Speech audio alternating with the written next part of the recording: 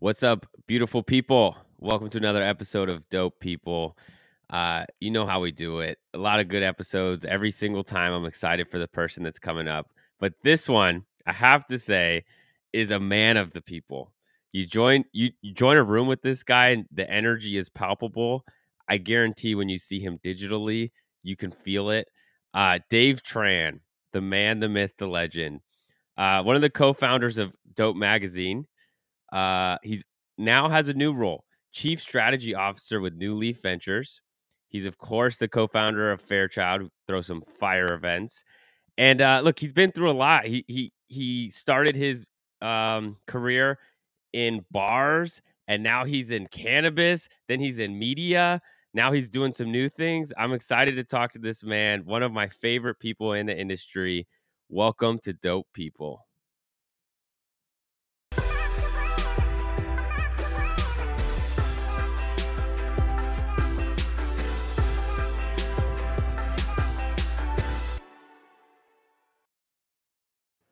What's up, dope people, Revel fam? We are welcoming you today to an epic episode. Jacoby just said it, but we are truly welcoming family today. And before we bring him on, let's always check in with the lovely Lulu. Hey guys, how's it going? What's up, Lou? How you doing? I'm super stoked to be coming back to New York. So we'll be in New York for the rest of the month, actually through November. So get ready, guys. I'm coming for you. Hey. If you guys missed the last episode, we announced that we officially have Revelry 2021 coming to you. We're breaking down everything you need to know about winning a cannabis license in the state of New York. It's going to be November 13th. Cop your tickets now, ASAP. We're going to have some specials, so just be on the lookout. Yeah. We got the link in the bio, the description. You know the vibes. All right, let's get into it. This guy is kind of family to us, you know. Lulu started way back.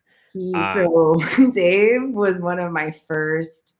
Wow, this is going to date us. Sorry, Dave, but I think I've known Dave for almost 30 years now. He was one Peter, of my, how old are you? I know. Are we going to go there? I don't want to do that. So I've known, oh my gosh, I've known Dave longer than you've been born. So he was one of my first cannabis buddies and at University of Washington in Seattle. So I learned all the fun things from this man, bong hits, gravity bong hits, knife hits, psychedelics, all the things with this man. So without further ado, I would love to welcome Dave Tran to our show. Hey, Dave. What's up? Hi, everybody. Jeez, that was a whole lot right there. That was really nice. And I love you guys. That's amazing. That's why we hold in the energy pre-show. Hold in the energy so it comes out. A lot of memories with these people in the room right here, and nothing but good memories, but just a big piece of my story. And gosh, Lulu, many years ago. I mean, that's when a lot of this began. So I'm amazed to have a friend like you. It's great. It's amazing. Lulu, I told Dave pre-show that this is like a signature Dave look. Right, the blazer, hoodie, like yeah, it is. He's like, I'm serious, but I really want to party. Like perfect Dave look. What was Dave like back in the day? Dave has always been a beautiful man. Look at him. But when I met Dave, it was the height of the grunge era. So this was in 1993, 94. And I had my flannel on. You had your flannel on. We had beanies. You had dreadlocks. You know, our days were filled at John's house with weed and Doom. If people, do you know what Doom is, Peter? I want to say MF Doom. It was one of the first like role-playing games. Oh, okay. He's like, yeah, okay. I used to play it. I'm that much older than Peter. Like, Yeah, Like a little I bit, didn't play a it. little bit.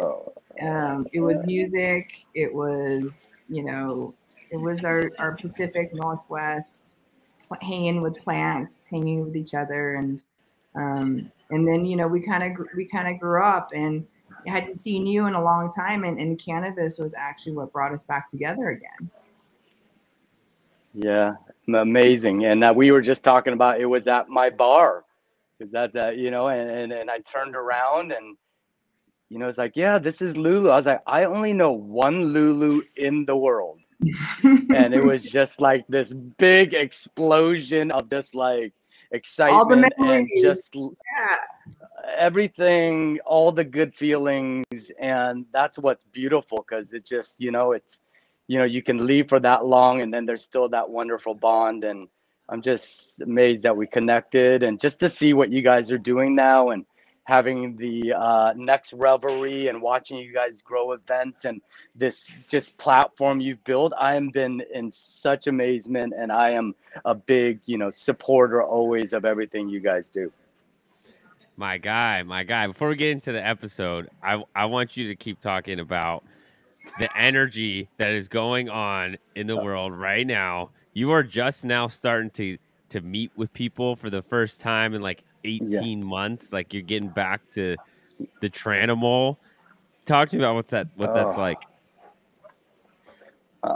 Tell you what, there's nothing like it. And you kind of think for a while, when you don't do it, is like, something's missing in what you're doing. And while we're still connecting online and on the phone, it just doesn't feel, but there's this real human electricity that goes on.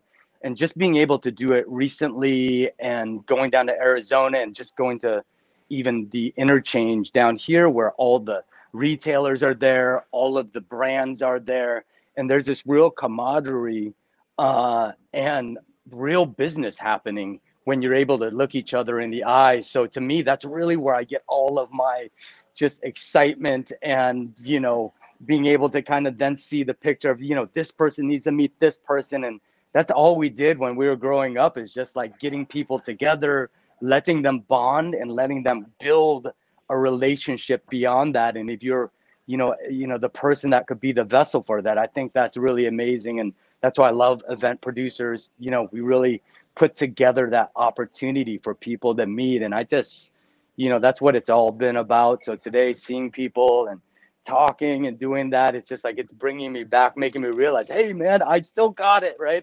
I'm still out here, and this is very exciting. And so much gets done that way. So it's been, I'm happy about that for sure. I think it, that's kind of part of your superpower, right? Like, you're a man of the people. You get energized by being in that, and bringing value and love to people around you. It just starts to like compound. So I think what happened, Dave, you were forced to take a hiatus because of COVID. We all did. You went in the COVID cocoon as the Tranimal, but you came out as a Tran father. That's what we have now. You are now the Tran father. It's called Trampa. Oh, dang it. I almost had it. Hashtag Trampa. Yes, that was good. Yeah. Well, Wow. congratulations, by the So way. what? Yeah. Thank you so much. I was pretty young when I had my daughter, and of course, her name is Marley. I had the posters on the wall. I mean, she couldn't be named anything else. Just someone I always looked up to, and at that age, that's what my life was about. So, to see her grow up and now have a granddaughter, I mean, I just feel, there's not much more that matters. And I think everything that I'm doing is really a part of now my, life. And my life's mission is to be, a good father, a good husband, and, now a great grandfather. So life's a trip. Let's just say I still can't believe it. And, but I love being a grandpa. It's Trampa's been treating me good. Dude, I'm happy to hear it. Like I predicted at the very top of the show, I can feel your energy through the screen, and it's It's the kind of vibrations that are just like good to be around. So I'm excited, man. Oh, I love it. Look, dude, you've had quite an interesting career in cannabis.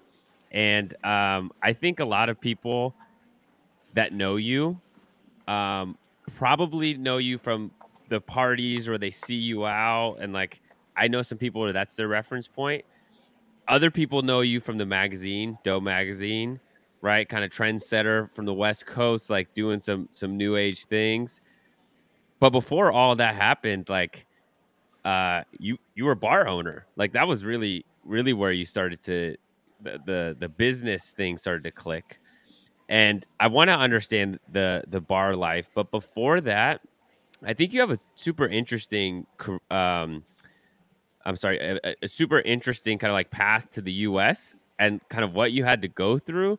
So like before we get into the business part, like tell us about how the Tranimal was born. Like how did you Yeah. become baby Tran in this world in the US? You went through a lot of things. Like tell me about it. I came out of my mother. No, well, to me, we were a refugee of war, the Vietnamese War. And, my mom left Vietnam in 75 during the war and,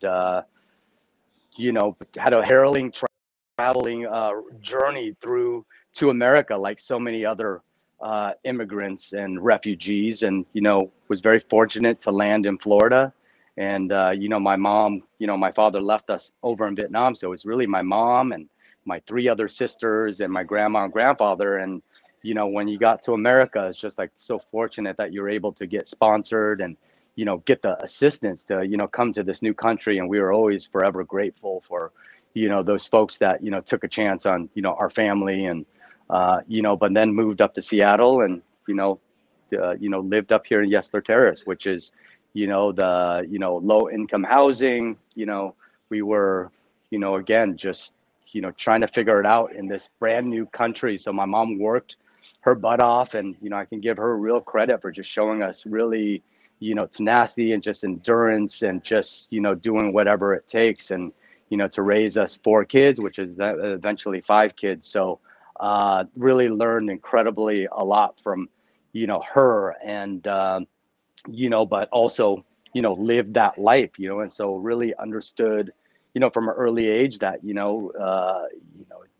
a lot of people should be great for what they have, because not everybody has all of those things at their access, and some people have to really work hard at it. So really really kind of affects and kind of has built me in character. But I have 4 sisters. It's me. I was the only son. My grandfather was a huge big inspiration to me. Started the Vietnamese church here. And it's just funny now that I'm 46, I'm dressing kind of the way he does, actually, because he had tremendous style. But that's where we grew up. And then eventually my mom worked hard and moved us up to the suburbs, and really from there it's just started building my own life. So Got you. And you didn't really foray into cannabis until kind of like the end of your high school career, right? Like when did this plant start to speak to you? yeah, early, Vietnamese culture was, you do drugs, you do weed, you know what I mean? It just Yeah. wasn't something we even considered, right? It's just like, I think it's, built in you that you were, I mean, there were standards of, what I was supposed to be. And that was the interesting part about, culture, how cannabis comes around. But, yes, behind a 7-Eleven back in 93, with in a can. And I decided right before a dance I was going to try it after, we had a pretty big stoner school, but I just never tried it. So, at that point, it was just so interesting because we went to a dance right afterwards, and it was like a lot of this stuff that was pent up, the good student, the guy who was wearing the button up and the tie. And I was the guy that had the briefcase. They were like, oh, there's Dave, he has the briefcase and and You that had a was, briefcase in that high was school? oh yeah. I had the briefcase in high school, and we were doing, that was just who I was. But that really just broke me open to the possibilities, and I just, it's pretty pretty eye-opening. So Yeah, and then made your way to college and kind of yeah. experimented and found use in that plant and other plants and really found yourself there. Like, tell me about this is what, the Lulu era? Is that what we can call this? The Lulu area Yeah. Oh era? yeah. Oh yeah, yeah, right. Yes, the Lulu era. Yeah, I met her very early when we moved to a little apartment, and we had like 4 people in a small little 2-bedroom apartment, and we were students and living on ramen and all that. But we were just really lucky that I just had some great people that always had this kind. I'm just and so I got really introduced to the plant in a great way, right? We had the best of the best. And that's really what kind of got a lot of people surround us, just come on in doing this. And then I just realized, hey, you know what? Let's make sure we, start a small little, distribution channel so that everybody is able to get this incredibly great weed, right? Because there's back in 93, 94 is like a real fine line to really good weed and then really bad weed. And that was really all there really was back in the day. And California, is always known for good weed, but the Pacific Northwest, I mean, we grow some pretty good danky weed up there as well. So, Dave, make sure that we always had quality products. Thank you so much, Dave. Still for sure, and I'd like to thank the guy. Still, you know what I mean? Still doing it, but now legally. So every day I wake up tripped out about that, but we believed in it. We loved it. We were willing to be prosecuted because we wanted to.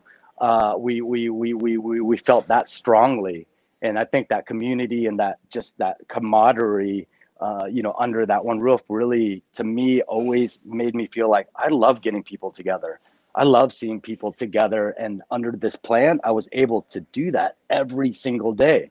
And everyone came down and, we're smoking. I had 20 something bongs in my room. And it's just like, here's the 8-footer, here's the 6-footer, here's the chair bong. My friend would just made these crazy bongs out of, tubing. And, we had a lot of fun with it. But, to me, that camaraderie was always just something that, really just made me feel good.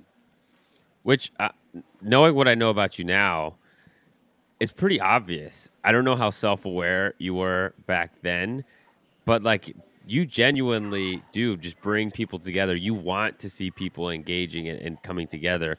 So I'm curious how that kind of manifested into this first foray as a business owner. Like you got into the bar scene. How did you even get started there? I imagine you were attracted to like the fact that you could bring people together in some way, but what happened there? Well, I was a nonprofit guy for a while. And, when I had my daughter back in many years ago, I knew I had to get a second job. So what I ended up actually doing was going to bartending school. And I went through the class and I got a job. I was a bar back, started bartending, and then started realizing that I love socializing. I love being around people. I love, doing all those things, hospitality and that stuff. So that's really where I kind of got started in the bar business. And then I started watching the promoters and what they were doing on a different level, getting people together, advertising, marketing. I always thought that, I always did that in the young days when we were throwing a house party with like 500-600 people. It's just like you go out there and go old fashioned and get people to your place. So broke into the promotional world and threw some really incredible parties that had 2-3 year runs with like a lot of people there, and then finally got the opportunity to buy into a bar with the owners or the operators of the place I was working with. And that's really where I got into the bar business. And,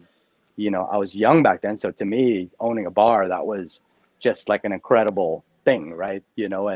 And wow, how could this be bad? But, to me, it's also a business too. So it's just like, it was incredible to add incredible partners who were just so good at that. And, that's really where I started learning, like, get around people that do certain things really good. And then you bring in what you do.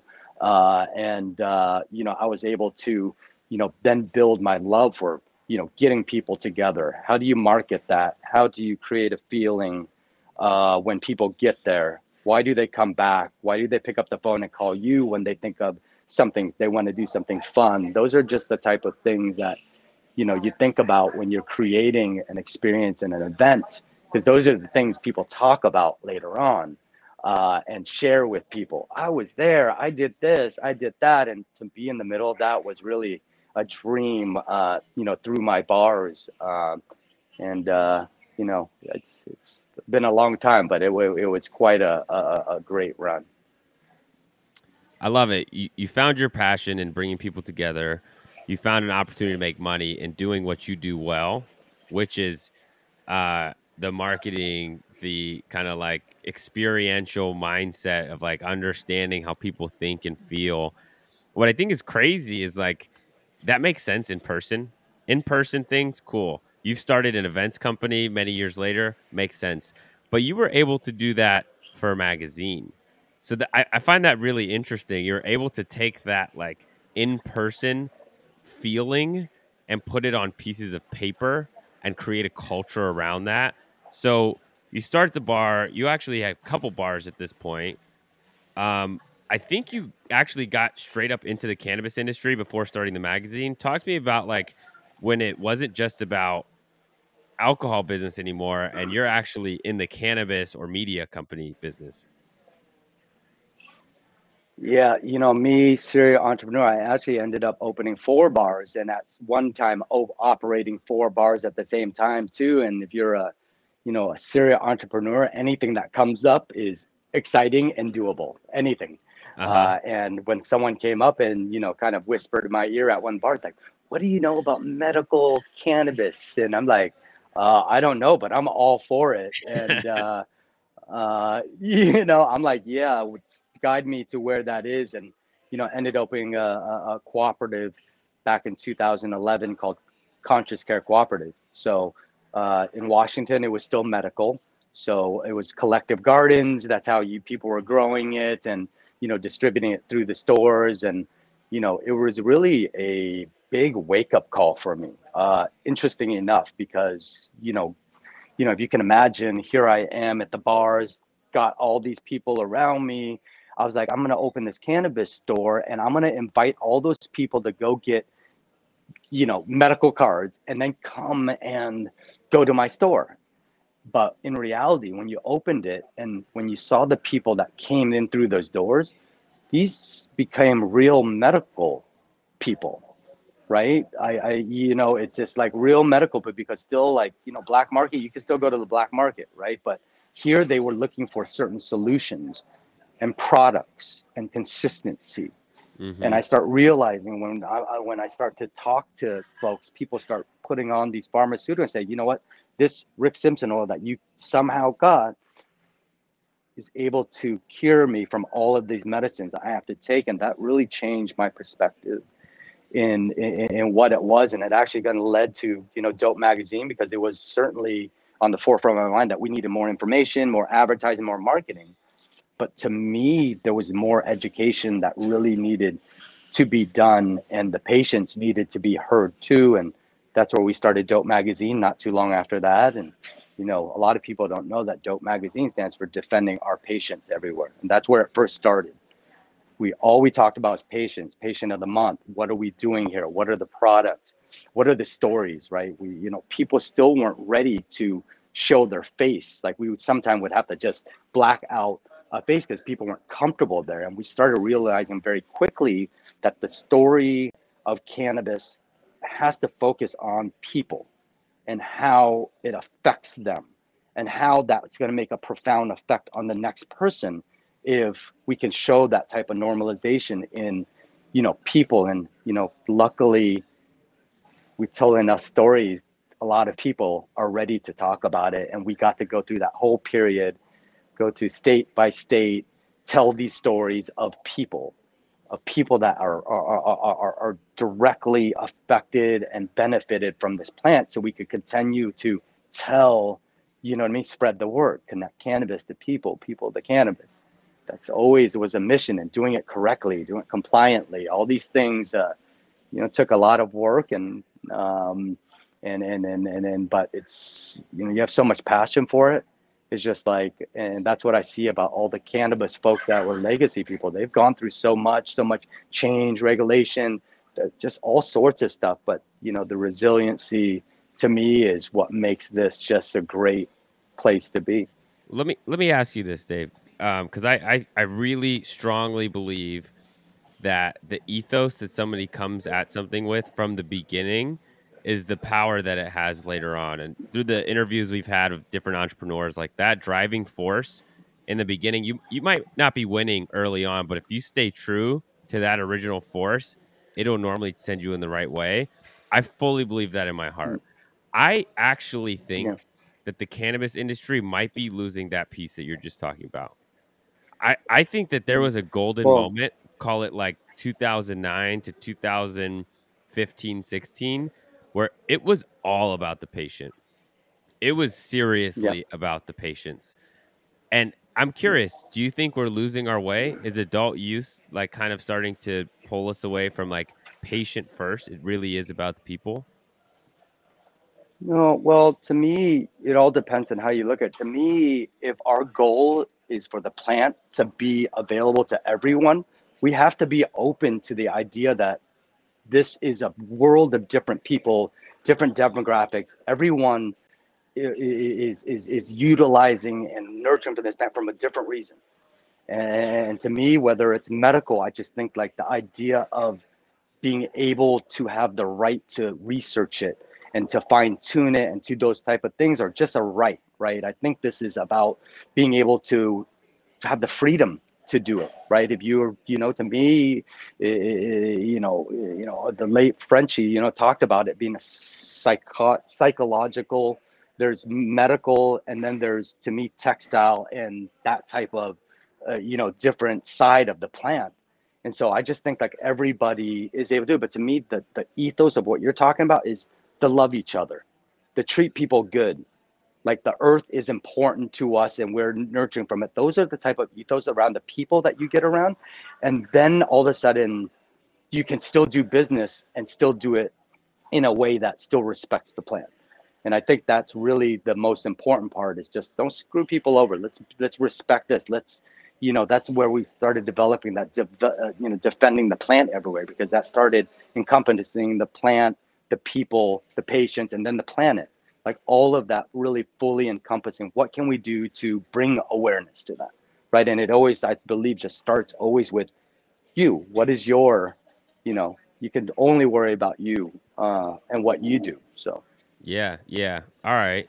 Um, So talk to me about how you started Dope Magazine. There's obviously an unmet need of people that just don't have the information, right? There's kind of this stigma, especially back then, right? There's people that use this. It's a magical drug that's saving their lives and they're too scared to talk about it.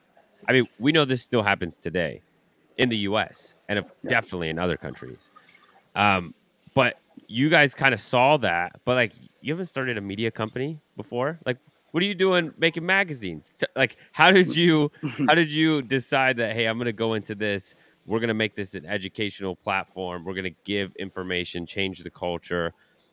I don't know of other magazines besides High Times. Like High Times was, many years before. At that time, there weren't a ton. There's a ton now, right? But you guys are really Right. pioneers at that point. So how the world did you start a magazine business? Yeah, High Times was our guide. When I first started, I had it under my pillow like I had a Playboy, right? It's just like I'm looking at the nugs, I'm looking at the price per gram, and all those type of things. And you fell in love with that through High Times. And so, when we decided to do it, it actually was an epiphany. I was just looking at my coffee table. Some first magazines were coming out, and I realized immediately, like, wow, I can't advertise in this because it's super expensive, because there just wasn't any opportunity out there. And so, it started with that need, but then you start realizing that, okay, I don't know anything about media. So it was very lucky that my bar, my bar experience starts to play in that. And my really good friend, James Zahogny, he already had a magazine in the bar world, and we were throwing events together called the Golden Ticket Party. So we would get together. It'd be once a month. It'd be private. 600-700 people are clamoring to get this, and we bring in these cool artists that are about to blow up. And he had his magazine to leverage that. And so he went through the process of how do you produce it, how do you editor, all these things, stuff that I didn't know. So I think with cannabis, this holds true 2011 to 2021, is that you find people that are good at what they're doing, and you can get there a lot faster, right? Together, we can always go faster. So it was just amazing that, and it was a very quick conversation. It's just like, you want to build a cannabis magazine? Yes.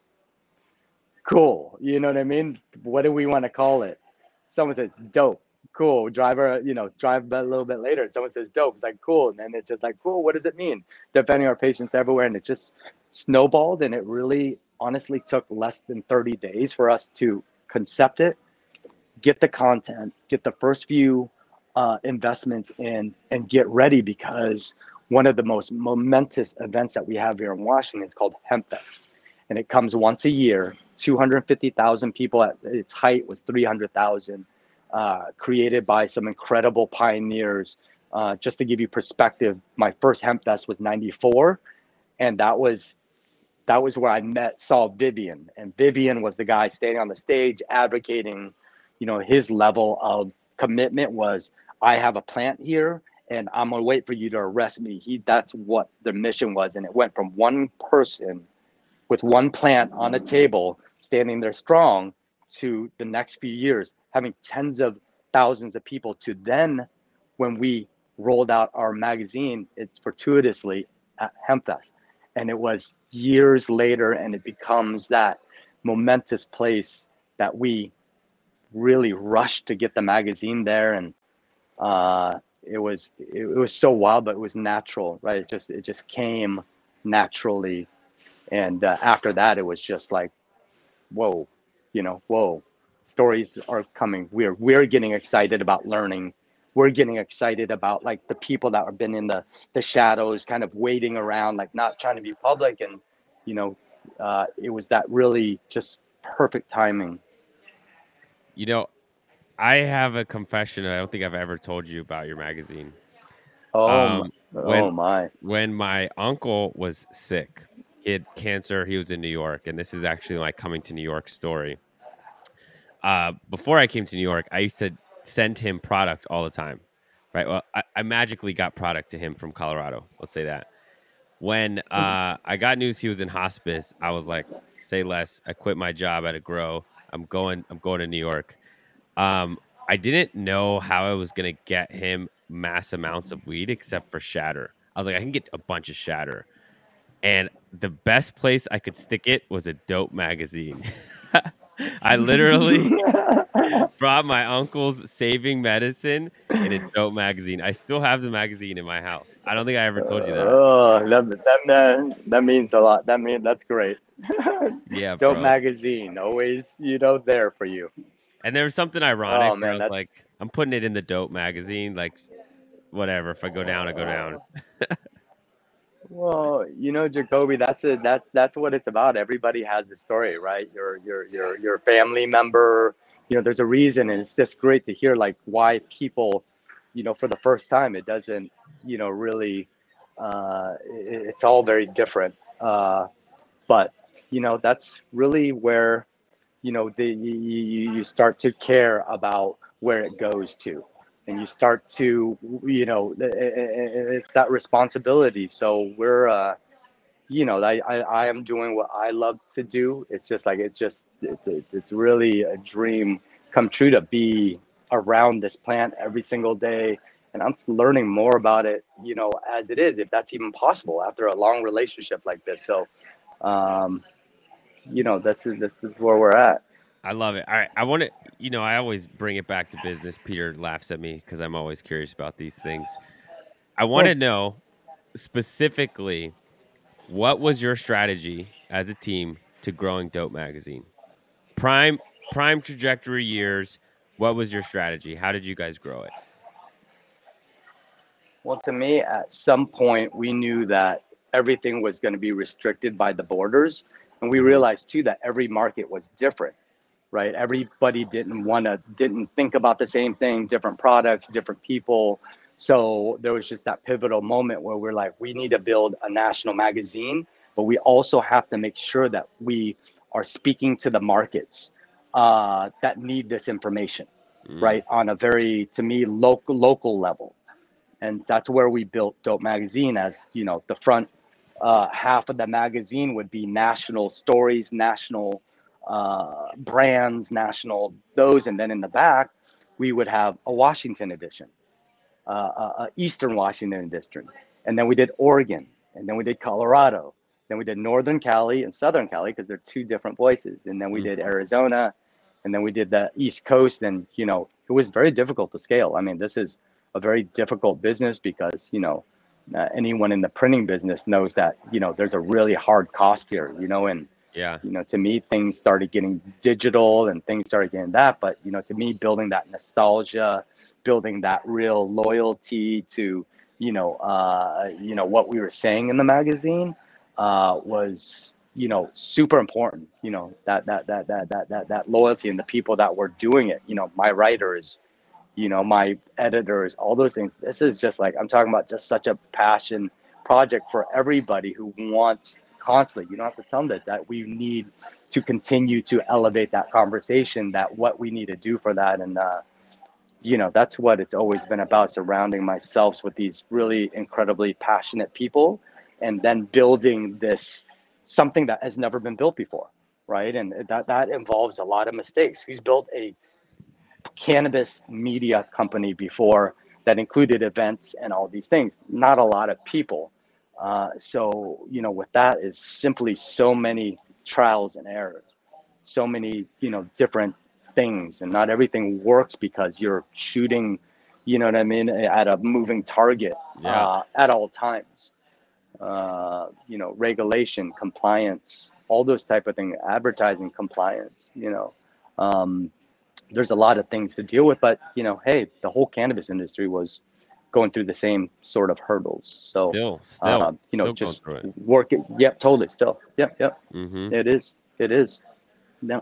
So, I mean, all things considered, unlike the bar, you actually exited, right? Like you had a deal on the table that went through.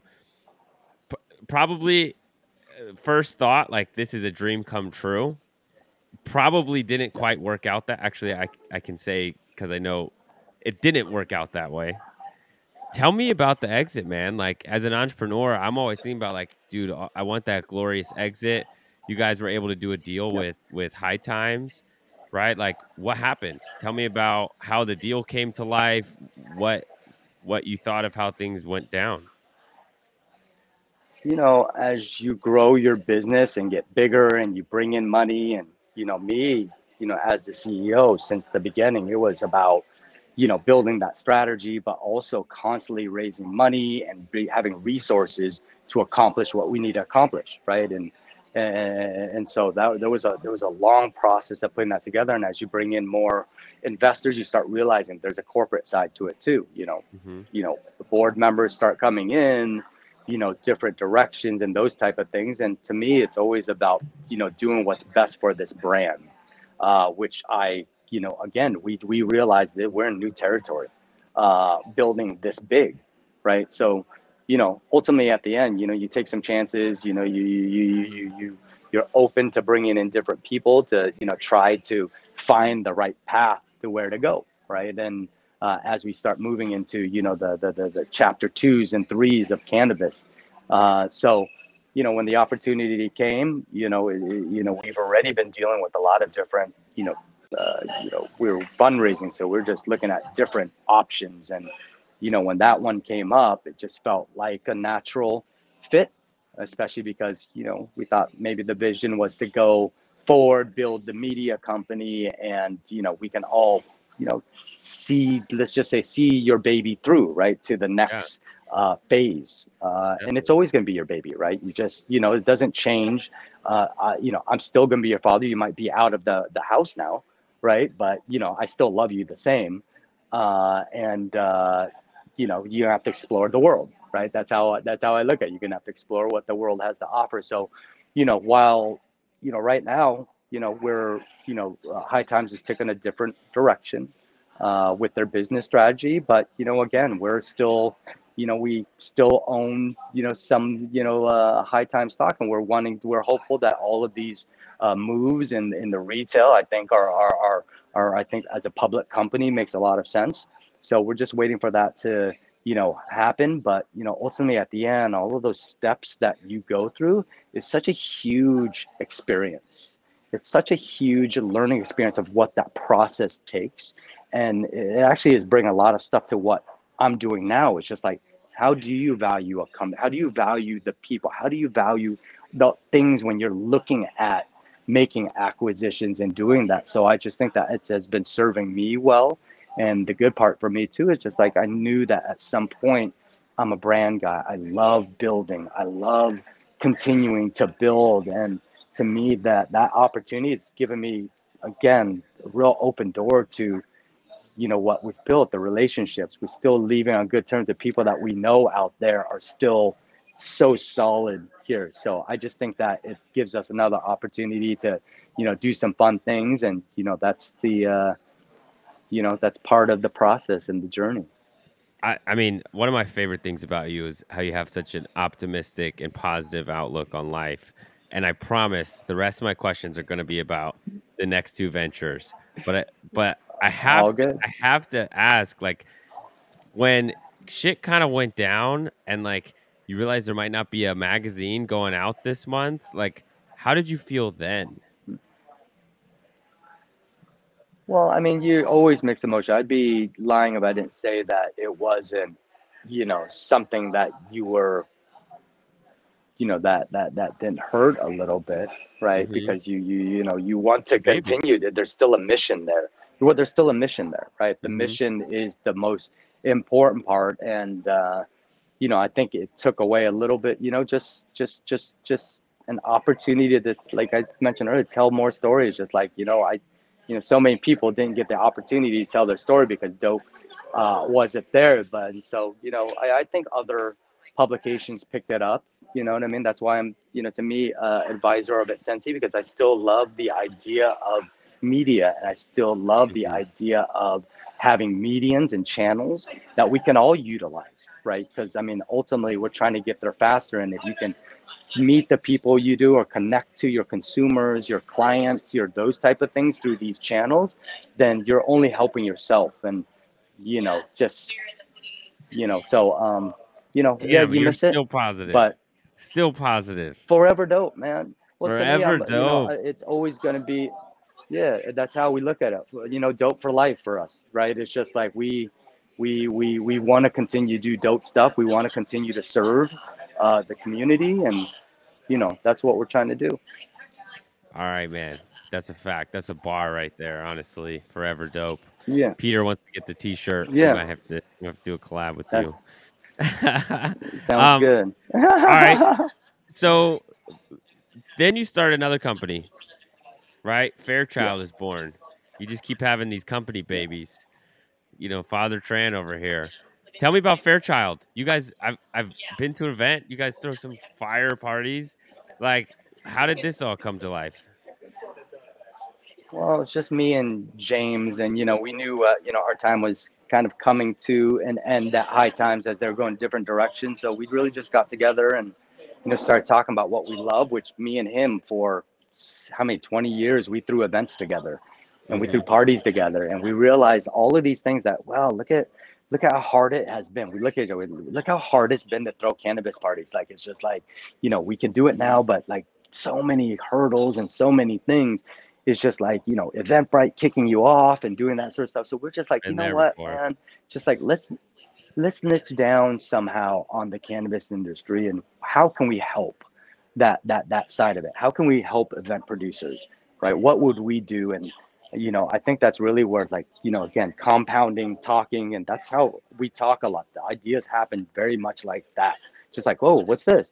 Oh, wait, what's missing here? It's just like, oh my goodness. And it just really happened really fast. And we're like, looked up at this poster, and as we're talking, and there's Steve Rubel, there's Calvin Klein, there's Andy Warhol, and Brooke Shields. And I kind of looked at the photo on his wall, and I was just like, that's the kind of like feeling I want people to have, like this experience when they're, doing events, and that looks kind of like us. And then we looked down at the, the painting, and it said Fairchild. And so the painter's name was Fairchild. And then we started adding, the fair, which to me is tickets and food, and kind of turned it into something pretty quickly. And, that's how it was started. So a completely different business model once again, right? You used to throw events to sell magazines, essentially. Now you throw events to sell tickets. Slightly different business model. You rise from the ashes of Dope Magazine. You get the vision, Fairchild. We found the next horizon, and then boom, the world shuts down. Right? So, like, what did you go through there? Like, did you have employees at this point? Like, how? I know this is early in the Fairchild career. Like, where were you guys? How did you sustain the business? You can't really have events now. Yeah. Well, we were just getting going. I mean, I was taking like what was felt like, my annual vacation, but a vacation that, again, we're about to get busy. We already booked a bunch of different parties on 420. We had golf tournaments, things that were planned out. And that was booking the whole year while we were developing this platform, which was the first time we really focused our company on technology, right?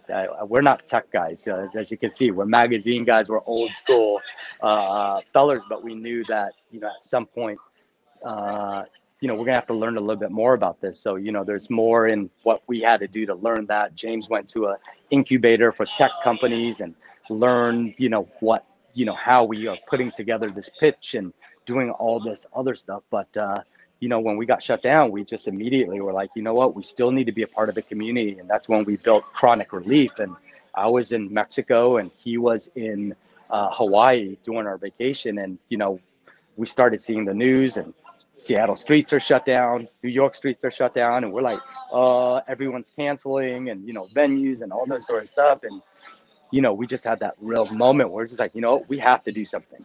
It might be hard. We've never done a virtual event before in our lives. We got to build it. And that's when we built Chronic Relief, where, it's just in a crazy time, right? Just getting back from the vacation. We actually stayed longer, but somehow got back. And then now I'm here in the house. And, that's honestly when kind of re-engage myself in the psychedelics.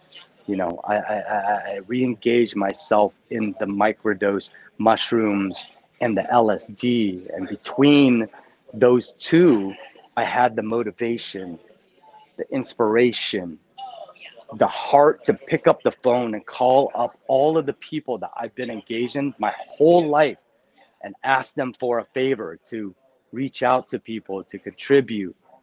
And everyone did. And I have to say that whole period of time was just, it woke me up to the power of psychedelics too, at the right dose. And, it's ironic that, yesterday Seattle just, decriminalized mushrooms. Yeah. Where would I think in my life where I was sitting there with dreadlocks, smoking weed that was illegal, and mushrooms. And today I'm sitting here and it's all good. It's, trips me out still. Yeah, I mean, we at the Revel team are obviously very passionate about that industry as well, and it kind of feels like a following horizon. The power of like these different mushrooms, psychedelic or not, LSD and other actually psychedelic things, like very powerful. And I think that something interesting that's popping up with these is the microdose. I think like 5-10 years ago, like the techies in San Francisco were like, doing it, like the billionaires were doing it, whatever. I have mixed feelings about that.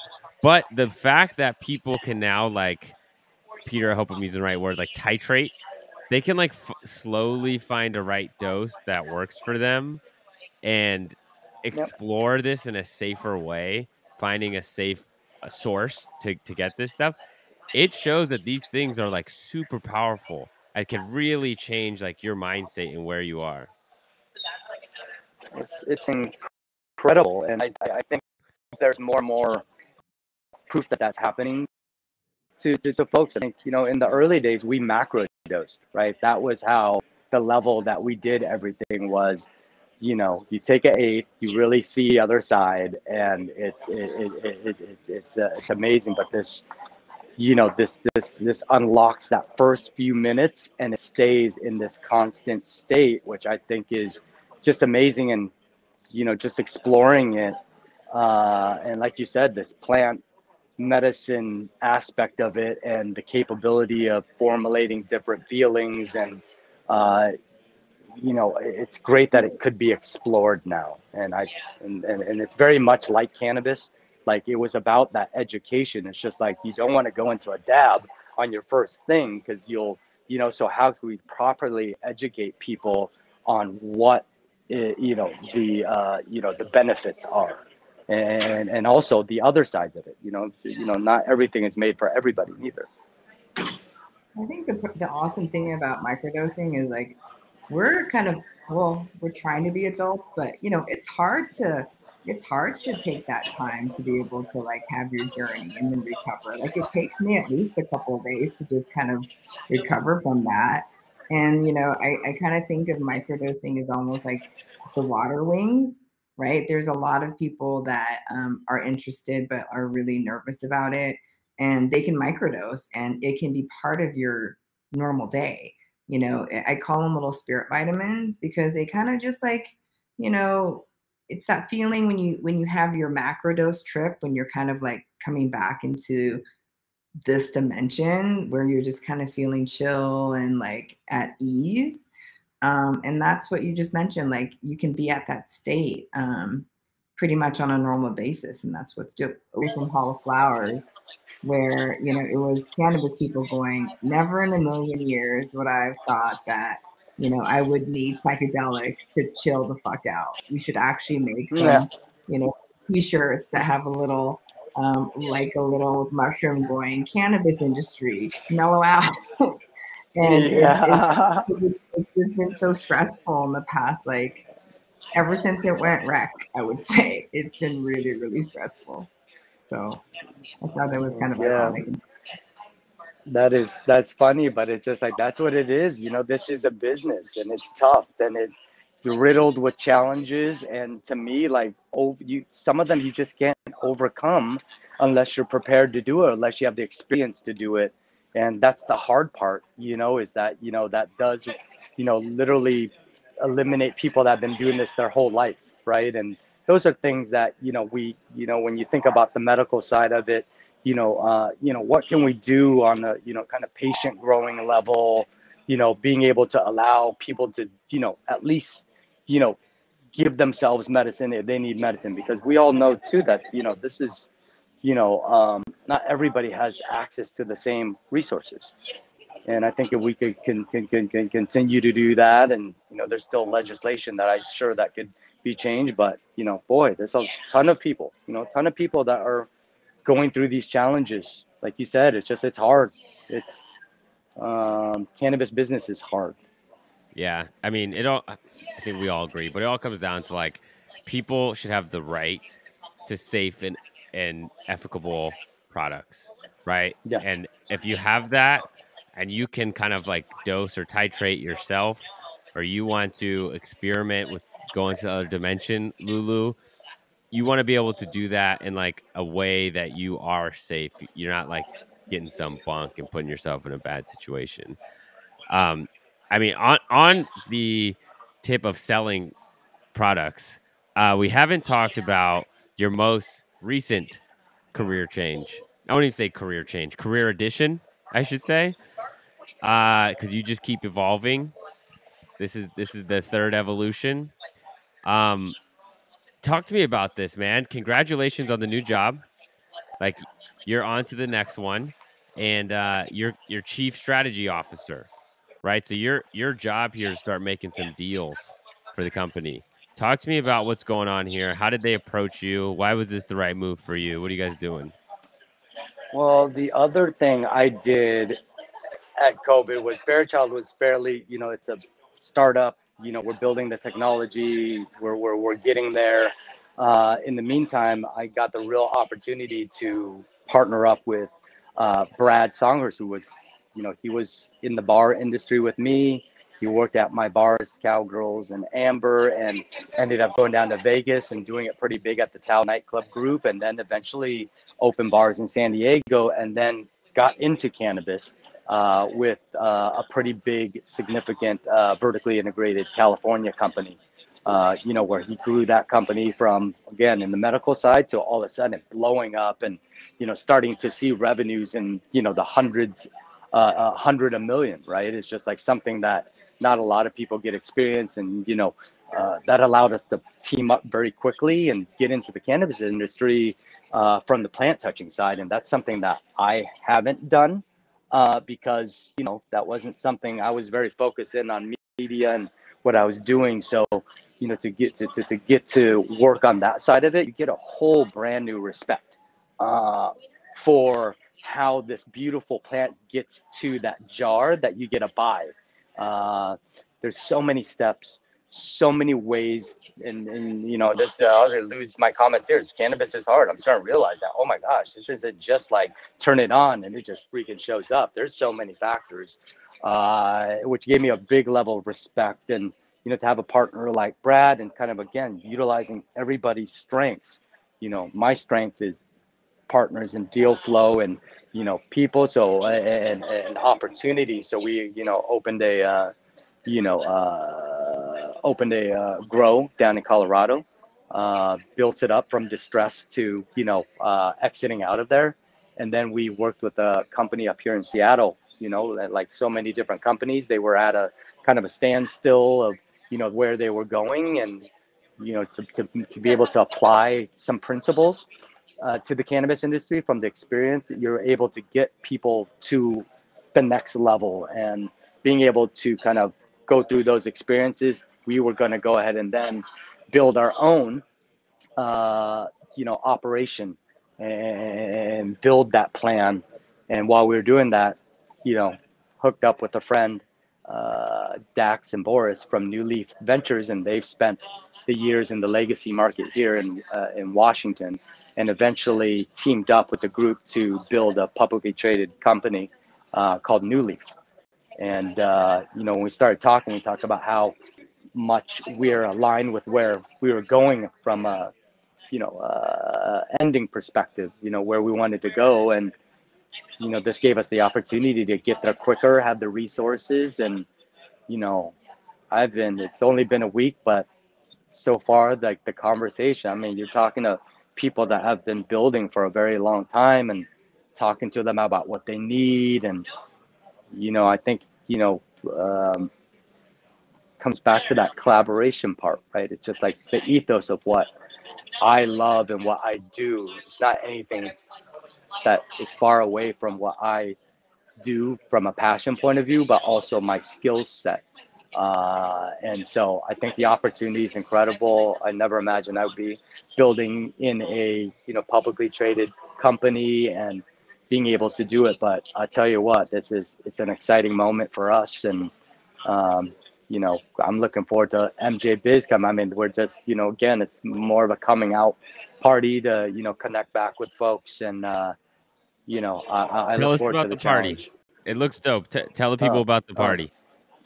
Oh yeah, that party. Fire. That party. Yeah, this is the Zodiac party. We've been throwing, a party, after party for MJ Biz and Cannabis Week, as we call it now, because it's Too many way good beyond. times there. Too many good Totally. times at your parties. Oh yes, and we've been building that party for a while. So they weren't throwing after parties a while ago. It's just a business meeting, and people kind of left and did their own thing. We really said, you know what? Let's get everybody together. We're doing it for 6 years. Took a hiatus last year, but 2 years ago we had 3,000 people over at the Industrial. We're going back to the same spot because the good part with COVID going on, we can activate 80% of it outside. And so we're going to activate outside. There's going to be a lot of breezeway and, every precaution that we can do to the Nevada law, and, some cool stuff, teaming up with Moose Labs. They have mouthpieces for every person that walks in there, so that if you do want to use that, you can certainly use that. But it's again, we're expecting about 2,500, 3,000 people. We already have about 700 people RSVP'd already, from the last week. And, we're excited to go down there. And, again, I can't say how much fun it is to, go back out there and, get folks together again. And we're just happy too for the sponsors who, again, after years and years, of kind of not activating, is starting to activate again. And it's great to be able to build these events to, help companies have a very turnkey way and a compliant way to get their brand out. And, we've been building with a lot of these companies for a long time. And when you throw an event, it's always about giving that value to, your partners who ultimately are the ones that are throwing the party. So. Dude, I love to just see in your body language that like Tran is back. Man. Being back with the people, that's when you come alive. Tran, Oh, that's when you come alive. And I see it, man. Like it's coming true. Like MJ is your jam. That's where you can bring a bunch of people, just show the culture, connect those relationships. I'm excited for it. I'm excited for you. I'm It's a excited for all these packed. people.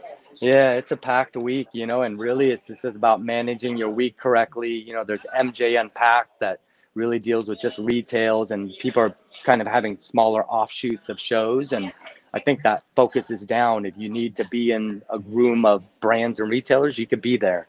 And then you have all the after parties and mixers where, you're just trying to coordinate, your efforts to support different people that have supported you and support the industry really well. And then of course you go to MJ Biz to, as a multi-state operation, we're always looking for that next, where we're going to start filling up things, facilities, every need down the board, ancillary business you need to have. So this is a chance to get that one-stop shop, get to know the people, see them face to face and go, you know what, we're going to do some biz.